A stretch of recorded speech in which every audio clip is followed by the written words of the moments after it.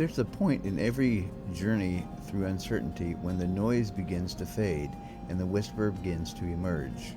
That's where Michael is today, still vulnerable but calmer, still unsure but less desperate.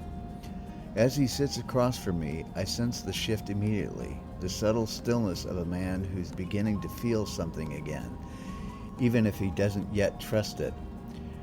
He takes a deep breath in and says, "Paul, I keep feeling this small voice inside me saying to rest, to stop pushing, but it feels irresponsible, like, what if I'm just being lazy?" And there it is, the whisper versus worry. Part 1, the coaching moment. I smile gently. That's a powerful awareness, Michael. Tell me, what does that whisper feel like when it comes? He pauses. It's quiet, soft, like a sense that I already know what to do, but then my brain jumps in with reasons why it's a bad idea. Ah, I nod.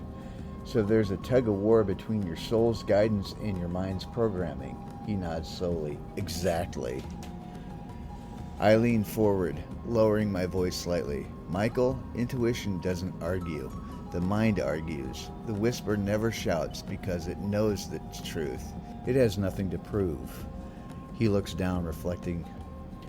So how do I know when it's really intuition, he asks, and not just me trying to convince myself of something?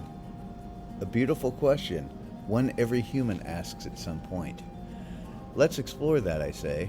Close your eyes. Think of something you truly love, something that brings peace without effort. He smiles faintly. My morning walks by the lake. Good, I reply softly. Now remember the feeling in your body when you're there. No pressure, no outcome, just presence. That feeling, that vibration is how truth speaks. It's not loud, but it's steady. It feels like home. He opens his eyes, tears glistening slightly. So the whisper feels like peace. Yes, I whisper back. Truth always feels like peace, even if it asks you to change everything. Part 2, Coaching Reflection, your teaching commentary. Here, beloved listener, is one of the most profound distinctions in coaching work.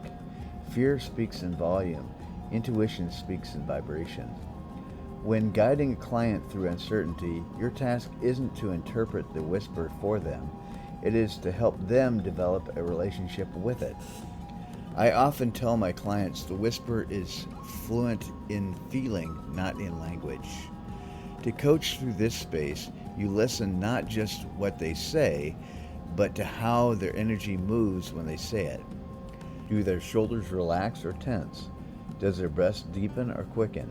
Does the energy expand or contract? That's how you identify alignment. In this way, you're not teaching them to think differently, you're teaching them to attune differently.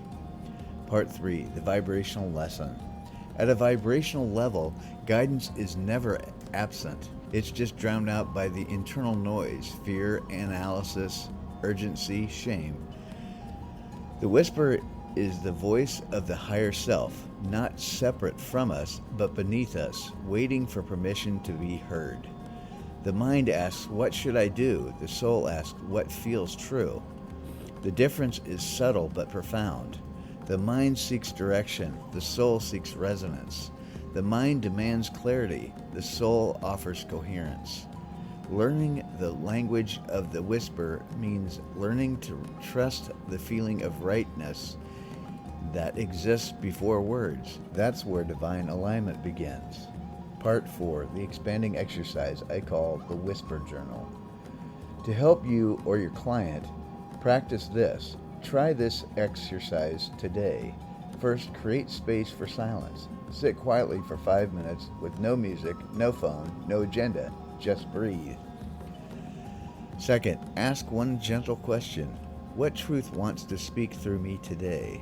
Don't force an answer, just feel. Third, write the first whisper. Whatever word, image, or feeling arises, write it down without editing.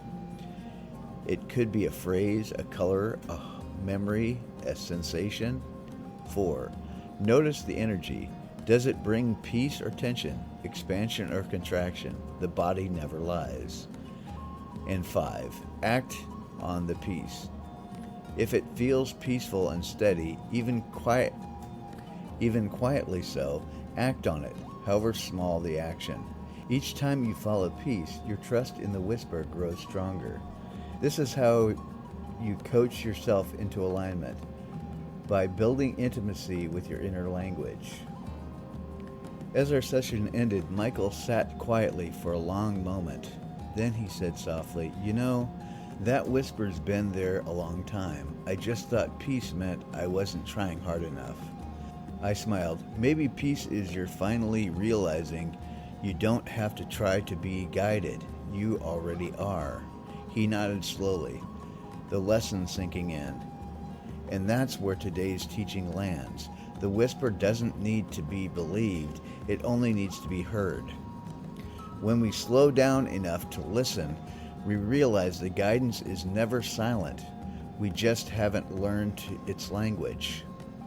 So, beloved listener, as you move through this week, practice listening not for answers, but for resonance.